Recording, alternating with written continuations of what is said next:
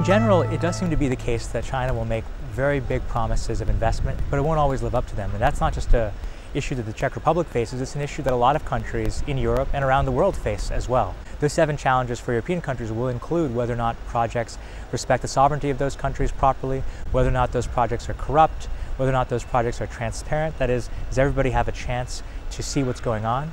Do those projects benefit the local population? Sometimes projects just simply involve importing Chinese labor and companies, and they don't let local businesses have a chance to participate.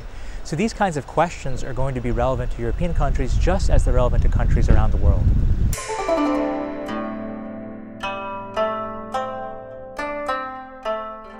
So 5G is very important because it's the infrastructure upon which the future of the internet will be based. And since much of our economic activity takes place online, getting 5G right matters tremendously, especially because it's expensive. Countries usually only get one chance to get it right.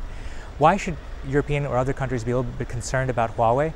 There are a few reasons. Well, one reason is that Huawei has to comply with the laws and the party regulations that the Chinese Communist Party puts forward. So that means that sometimes if the Communist Party requests access to people's personal data or wants to conduct mischief in the network, they can't really say no, and there's no court process that Huawei can turn to, whereas in Western countries or in European countries or in Japan or Korea, companies basically have the ability to object to a government's request and they can go to court. So rule of law is one big difference. A second one is that Huawei might be a little bit cheaper than other countries' technology, but Huawei is actually also a little bit less secure. And if you were to make it more secure, it wouldn't be all that much cheaper.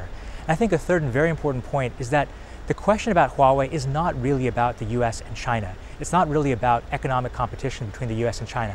After all, the leading 5G companies aren't even American, they're European.